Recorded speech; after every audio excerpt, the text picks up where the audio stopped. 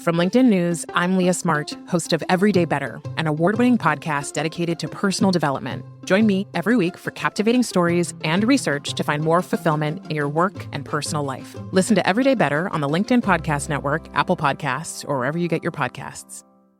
From LinkedIn News, I'm Jessie Hempel, host of the Hello Monday podcast. Start your week with the Hello Monday podcast. We'll navigate career pivots. We'll learn where happiness fits in. Listen to Hello Monday with me, Jessie Hempel, on the LinkedIn Podcast Network or wherever you get your podcasts. Hello, my friends, and welcome to another exciting episode of Negotiate Anything. Negotiate Anything is produced by the American Negotiation Institute, and with over 3 million downloads and listeners in over 180 countries, listeners just like you have made it the #1 negotiation podcast in the world. I'm Kwame Christian, and I'm the director of the American Negotiation Institute. We're growing, and I want to introduce you to our new team members and new trainers. This will give you new and diverse perspectives on negotiation and conflict resolution. And that's why Shane Martin, our head of sales and partnerships, is going to serve as co-host of the show from time to time. We're excited to continue to provide you with the best content that will help to make your difficult conversations easier, both at work and at home. Lastly, our team conducts negotiation and conflict resolution trainings in the United States and abroad. Our trainings will give you the practical skills you need to resolve conflict, negotiate, lead, and persuade with confidence.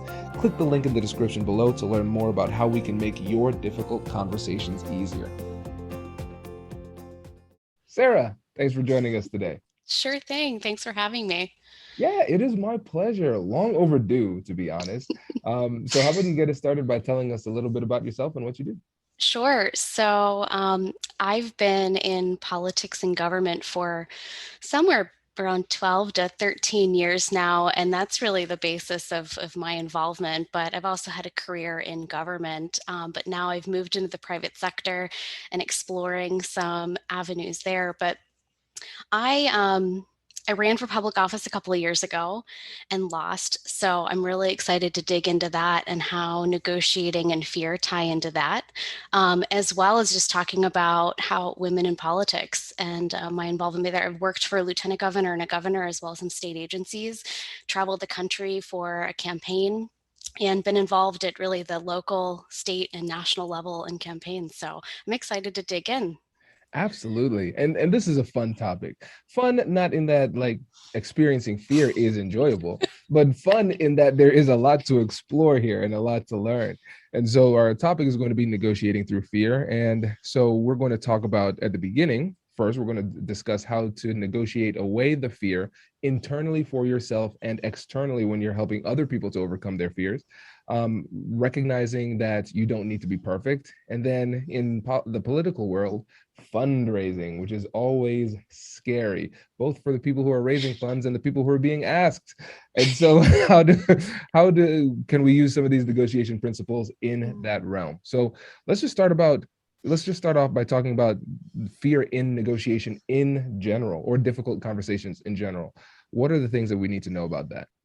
Yeah, so I think there are some pretty universal things, whether you're having a dialogue with your spouse or your boss, or you're trying to negotiate whether or not you actually want to do something like run for public office.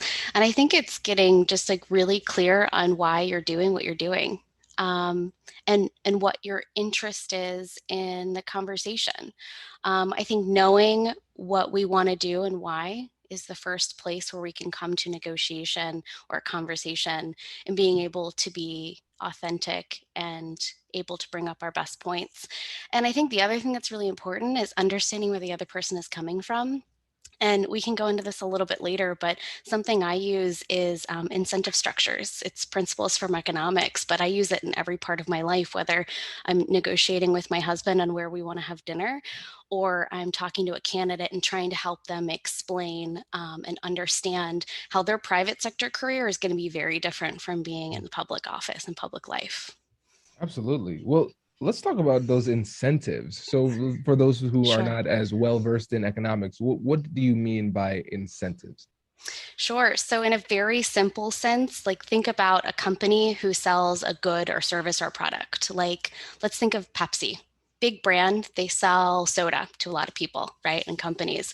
They want to offer a good or service, and they want to be paid fairly for what they offer.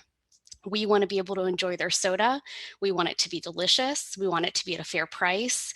And so we want a couple of things. Incentives for us are we want it to taste good, and we want it to be accessible, and we want it to be a pretty good price. They want to be able to make money and offer something that where they can continue to get new people that like it and continue to buy it. So on a very simple basis, we're both looking for different things on each side of the incentive structure. Very nice. Yep, absolutely. And now when we think about fear, how can we wrap this concept of fear and how fear impacts us in difficult conversations with potentially some incentives? I think that's a really interesting potential blend.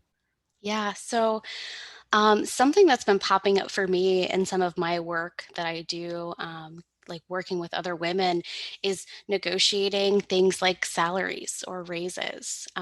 That comes up quite a bit, but it also relates to this work in politics and deciding whether or not to run.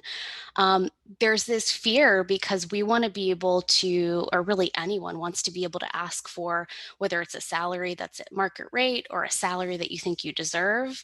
But there's some fear there because I think all of us have some like ideas in our head. We've got our own narratives of what we think we deserve, what we've been told we deserve, all these little things that pop up that create this idea of imposter syndrome, right? Like that everyone experiences at various points.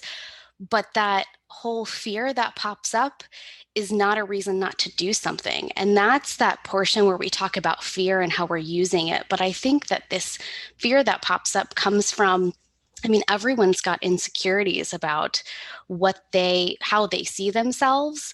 And sometimes I think that's where a lot of this is coming from. 100%. And I don't know about you, Sarah. You could jump in and you could probably just say, yeah, Kwame, your word is just you. Um, but I feel as though when it comes to imposter syndrome, at least for me, it's something that I haven't really gotten over in terms of like, I don't stop feeling that way. I Yeah. just recognize that I will feel that way and I still need to do what I need to do, despite the fact that I feel the way that I feel. Yep. I would totally agree with that personally. And I think that most people that I've kind of been able to talk to imposter syndrome about would totally agree with that. And I think the difference between like imposter syndrome is something that's this debilitating fear, and it not being a debilitating fear is doing it anyway. It's this idea and understanding that maybe the fears that are coming up are things that are supposed to be there. What if every single person who's ever run for office has been so scared and fearful and thought they're not good enough? And so I think it's this idea of doing it anyway and realizing that you're in really good company if you've got some fears or some jitters of what you're about to do. And it probably means that you really care. Yeah, it means that you really care and that you are self-aware. Mhm. If you are overconfident and you say, oh, I won't have any problems, nothing, this is going to be super easy, yeah, you might be missing something. Yeah. And sometimes that fear can be a helpful signal to focus your preparation, because sometimes maybe you are experiencing that fear or insecurity because you genuinely aren't good enough or have the skills at that time. Notice I say Yeah. at that time. And so you say, all right, what do I need to do to acquire said skills? Okay, great. I'm going to do that. And then I'm going to do it anyway, just like you Mhm. said. And then you grow a little bit and you realize it pops up all over again when you are up for promotion or you're starting a new podcast or a new business venture, right? And you have to like grow that competence all over again. It's the Absolutely. people who do it anyway, who get to the other side, who are able to channel that. And the thing is no, it doesn't go away. I still Yeah, have it. I do too. So I'm glad I'm not weird. Okay. And so when we talk about that negotiating that fear internally, I think we've discussed that with the insecurities, that fear. But what about others? How can we help them to overcome their fears so they can do what it is that they need to do? Yeah, so that's something I'm still exploring myself in my work. But one of the things that I've found is to break things down to a really simple level. Like get kind of fun and childish with it. And so I'll give you an example. So when I was in my last salary negotiation, I was scared out of my mind because I had done all my research. That's the thing about like, even if you've done all your research, and I've noticed this with women in politics, they do their research for years and sometimes they still don't take that step forward. That research is wonderful, but it's actually getting to the point where you move through that. And in my last salary negotiation, I was so scared, but I knew I needed to practice. So I sat down with my husband and I said, you need to help me. Just like, let's role play through this with boxes of cereal. And so I had him negotiate with me about which cereal we were going to buy for the cafeteria. And it sounds ridiculous and silly, but that idea of working through those and taking that something so trivial that isn't related to money or doesn't have all those money scripts and things like that, taking something like he was negotiating, I think, for Fruity Pebbles, and I was negotiating for something a little healthier, and just really going through that process, we got to a compromise. And then we worked through the salary negotiation with the numbers before I went in for the salary negotiation.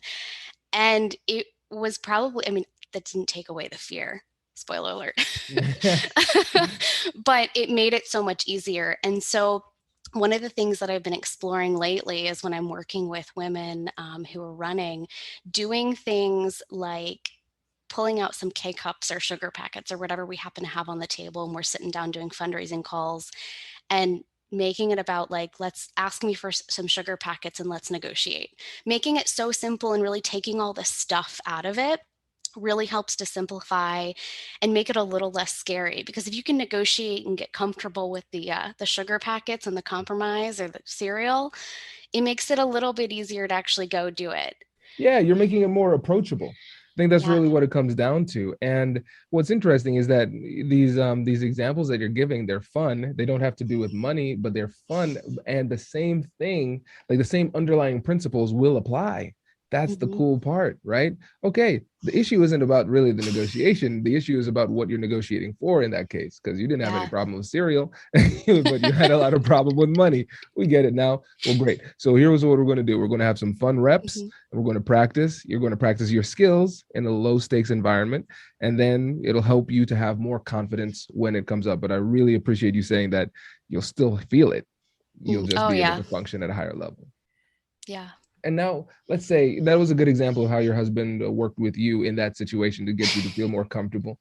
Let's say you are talking to somebody who you think would be a fantastic candidate, but she says, you know what, I don't feel comfortable doing this. I'm very afraid. I don't think I'm qualified, even though she clearly is. And then the guy that she's running against is significantly less qualified. I don't know if I'm hitting close to home with any of this, but how do you have that difficult conversation with her to help her to feel more empowered and overcome those fears? Does your company invest in professional development training? If you believe that your team would benefit from a negotiation workshop, all you need to do is go to our website, fill out the workshop request form, and then we'll set up a time to chat. These workshops are completely customizable, and we've done them all around the country. Negotiation and conflict resolution skills are beneficial across all professions, but they're especially useful in procurement, purchasing, sales, sourcing, and contract management. Our calendar is filling up quickly, and we even have some workshops scheduled for next year. If you think you might want one, I'd suggest reaching out soon so you don't miss out. Check out the link in the description to learn more. And now, back to the show. Brace the rudders! Raise the sails! Raise the sails! Captain, an unidentified ship is approaching. Over. Roger. Wait, is that an enterprise sales solution? Reach sales professionals, not professional sailors. With LinkedIn ads, you can target the right people by industry, job title, and more. We'll even give you a $100 credit on your next campaign. Get started today at linkedin.com/marketer. Terms and conditions apply. Well, first, I will say I have never talked to a woman who has not cited one of those reasons for not running, and every single one of them has already been more than qualified. And so, I mean, just side note for anyone who's listening, if you're thinking about running, you're already qualified. Like, do it anyway. But back to the point, like when I talk to a woman who cites those reasons, there's always going to be a million reasons. one of the last women that I really pushed to run, she had already done a lot of her homework. So this was a woman who kind of wanted to run. She was keeping it really close to the vest, but she had been going to the public meetings for the body she wanted to run for a while at that point, like literally taking notes, doing research, doing homework, all while she has a full-time job and a family. And she continued to do this for about 2 more years before she decided to run. Right? Amazing, right? Like women are incredible candidates to run for office, and so are men. But women are incredible candidates because they do their homework and they really put together their plans. Anyway, so she was preparing along the way, and I could tell she was really scared and she didn't want to come out with the fact that she was running. But I'm putting it together and I'm going, you're going to public meetings, you're doing all of your homework. You need to run. Like, this shouldn't even be a question. And so I looked her in the eye one time after one of these public meetings and I said, you have to run. And she kind of paused and just kind of stared at me with this like blank, fear-stricken face. And I could tell like all the thoughts of maybe I shouldn't run, or I'm not good enough, or I'm not qualified, were running through her head. And I just kept pushing her. I mean, everyone needs someone like that in their lives. And a lot of times we don't have that person close to us, right? Um, and so talking through those things, like, you are qualified, you've done the work. I think one of the most helpful things that I've done in terms of being able to understand that we're really ready is like identifying the thought. Like, what is the thought that's holding us back? Or what's the self-doubt? It's, I don't think I'm qualified, or I don't think I could win, or I don't think I could do whatever. And then writing down and understanding all the times where we've done something that fits the bill, right? So in my case, when I ran for office, I was super scared and I was like, I'm not qualified. I can't, I don't know if I can play ball with all the people on council. Because, I mean, you're walking into a situation where the city manager has an agenda. Every single person who comes to give public comment has an agenda. Every single city council person has an agenda. But the thing is I'm somebody who was sitting there after 10 years being in politics saying that to myself. And I realized the fears that I had were the same as somebody who's just dipping their toe in. And so this is pretty universal in terms of looking inside yourself and saying, like, no, I'm going to do this anyway. Because, and the thing I think more people are starting to become aware of is that we need diversity in opinions, ideas, stories, backgrounds, all of it. And so that's why we all need to, I mean, if somebody wants to run, they should run. That's why. Absolutely. Yeah. No, and I think one of the points that you made that was so profound and at the same time so simple that I think people would miss it. When you were talking about your friend who you were trying to get to run, you looked her in the eye. You were very direct. You didn't come up with any like long-winded oration. You said, you need to run. 4 words, direct eye contact. Yep. Don't need fluff. Sometimes you need that direct message. And I'm assuming, you correct me if I'm wrong, she did not say, you know what, Sarah, you're right. I will in fact run based on those 4 words. No, that's not how it worked, right? Earlier you mentioned Pepsi. Is there ever a time that Pepsi will stop marketing or advertising? Probably not. Probably not, because that works. Repetition is one of the simplest ways to convey a message. And you need to keep on saying sometimes, you can do this. You're qualified. You should run. And just keep on doing this over time. And eventually it becomes part of them.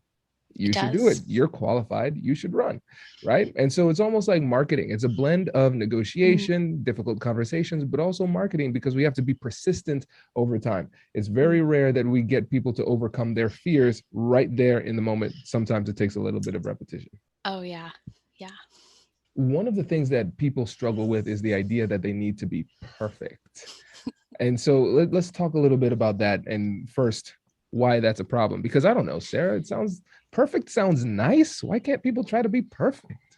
You're talking to a someone who has lived in her life by perfectionist ideals, and it's like, I'm going to tell you right now, like, no one's perfect. I'm not perfect, and getting stuck in this idea of trying to be perfect before we do something, or doing things perfectly, 1, takes the fun out of everything, and 2, honestly, just gets in the way.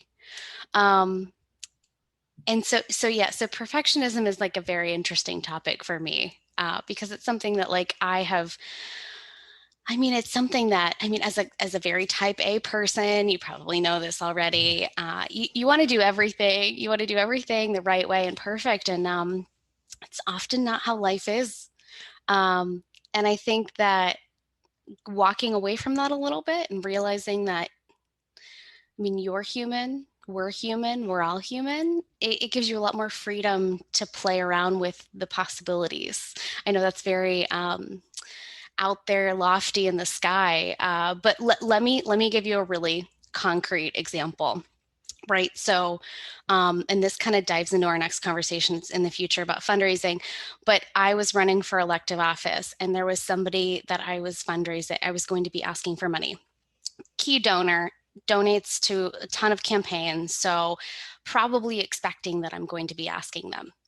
And I was so worried about the perfect ask and the perfect conversation and how to ask this person for money, even though they had kind of insinuated they were going to donate to me. I realized at the end of my campaign, when the donation check never came in, or it was about 2 weeks before the campaign ended, that I don't think I'd ever actually asked, because I was so worried about having the perfect ask and conversation with this person, because I regarded that I had a lot of respect for them.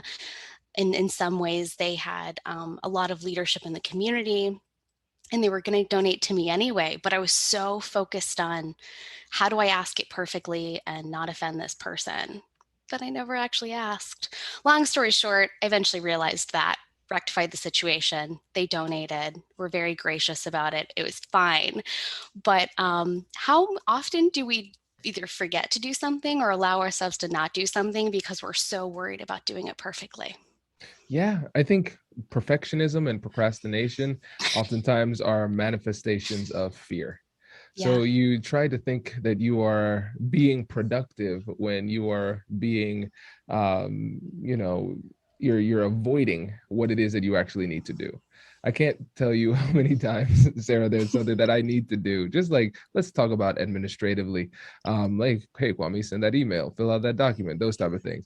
And I'm like, oh my gosh, I cannot bear it to do this. And then when I finally do it, it takes about 45 seconds. Yeah. But one of the things that I found is that oftentimes fear feeds on time. The more time you give it, the bigger it gets. The fear just grows and it becomes more and more debilitating. So of course you don't want to Yes. make snap judgments and put together shoddy work, but you want to say, all right, what is enough? Taking another term that I think it was from us, this decision-making book. It was called satisficing. Mm. So it's something that is sufficient. It suffices in the situation, and it satisfies what it is that you need. It's not perfect, but is it good enough, right? And in the majority of cases, you just need to get things done. It just needs to be done. And then if Mhm. you'd spend a few minutes, a few hours, a few days making it perfect, it is imperceptible to everybody but you. Yep. Oh, it totally is. Have you heard of minimal effective dosing? It's Yes. a, I'm sure everyone has. It's from Tim Ferriss. It is a strategy that I started implementing during 2020, during the pandemic. And I found that it was like a very effective antidote for perfectionism for me, because I broke it down and I'm like, I feel like I have to do like 110% of everything on this one task, right? So I was like, what would be minimal effective dosing? And I would literally like write it down and I would do it. And I found like the ball started rolling on so many things. And as the ball starts rolling, it starts coming together, and it's certainly not perfect, but so many more things come out of it. And I think creativity is able to be used a lot more of the time in those situations. So similar, and I love it. It's techniques like that I think are just really helpful, and just like ripping off the band-aid and just doing it anyway. 100%, 100%. And I think this is a good time to transition into asking for money, the fundraising. So let's put this all together. In that situation in politics, you're asking for money so you can have a campaign. Hmm. It's a necessary evil in this world, right?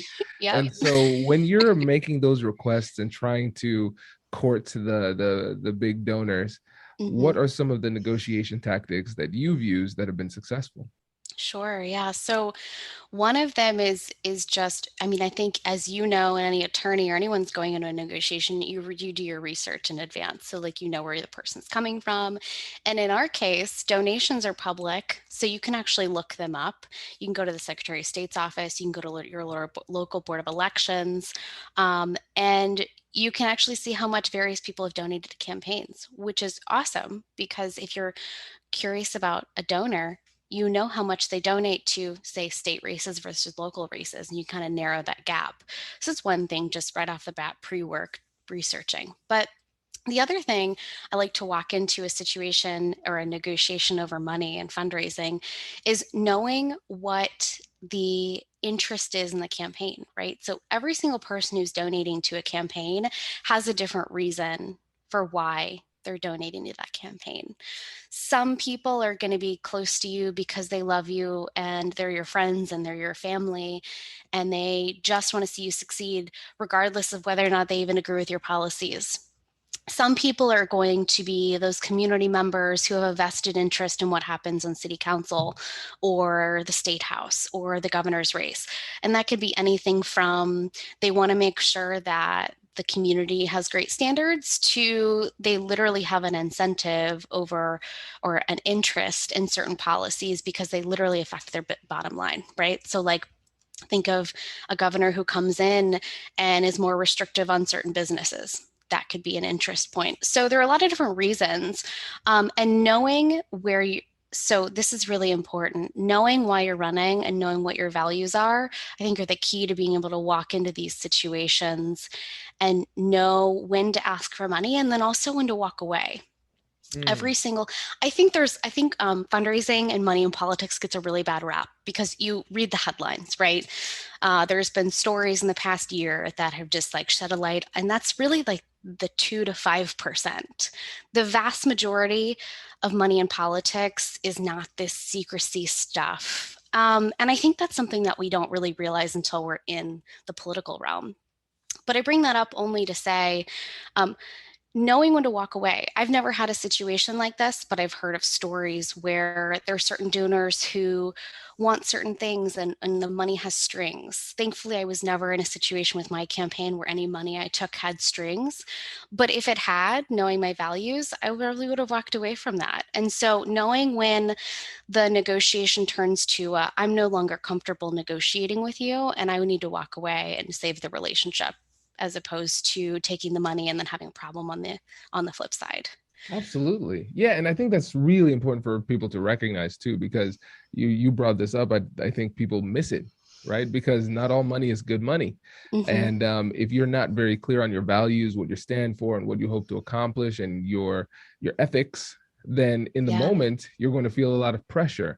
And pressure is a Mm-hmm. sensation that causes you to make worse decisions, whatever type of pressure it happens to be. Absolutely. Right. And so you don't want to leave that up to chance in terms of hoping that you just come up with the best decision on the fly in the moment under pressure with an audience. Instead, you want to prepare and say, okay, what is it clearly that I want in general? What are my values? What is acceptable? What is unacceptable? Mm-hmm. And then let me go in and have this conversation. Exactly. Yeah. And so when it comes to fundraising, what would you say is one thing that people can do in general if they find themselves in a situation where they're the politician, they're looking for bigger donations? What would you say is one thing that they can do to improve their quality of fundraising? The one thing I would tell, and this is just across the board, the one thing I would do is tell anyone when you're asking for money, look somebody in the eye and actually ask. I think that some people think that they have a conversation and then they dance around it and they think they've made the ask, but they really haven't made the ask. Ask. The vast majority of people you're asking money for like in any way, PACs or individuals or groups, they're expecting you to ask. So make the ask. It's the same thing as making like a salary negotiation. Like you got to actually make the ask and then pause and leave some space. Allow them to respond. That would be the one thing. And then if I get out of a second one, it's if fundraising is really getting you to the point where you're like shaking in your boots, Find a way to look at your campaign and your values and see yourself as a brand or a product just momentarily, and detach you as the person away from that. Because a donor who's not your friend or family, they're looking at you as somebody, a type of leader, like a leadership product, somebody who's going to go there and do a certain thing. And that's separate from your personal life. And I think it's really important to do that, because sometimes if you can't detach that it's not you personally, it's this how you lead and what you do separate from that, it can get way too scary and way too personal for people. Absolutely. Oh man, this was great. This is really great, Sarah. We really appreciate it. But Sure. before you go, can you let the listeners know again about you and how they can get in Yeah, touch? absolutely. The best way to contact me is looking me up on LinkedIn, Sarah JanTausch. I love connecting with people who are interested in running for office and helping people remove those barriers. I've been in politics for about 12 to 13 years now on various local, state, and national level campaigns, and it's something that I'm really interested in. So reach out to me, regardless of political party, because I'm interested in supporting the people who really want to make a difference in our communities. That's fantastic. Sarah, thank you so much. Congratulations! You've just joined an elite club. By listening to a full episode, you're now officially on the Negotiate Anything team. So welcome aboard. What most team members do is they subscribe to the podcast because that allows them to automatically get the latest episodes of the show. The best things in life lie on the other side of difficult conversations. Keep learning, keep practicing, and keep getting better. Your relationships will improve, your career will soar, and you'll have the confidence you need to get the most out of these crucial conversations. Again, thank you for joining the team. We're excited to have you, and I will see you in the next episode. I'll catch you later.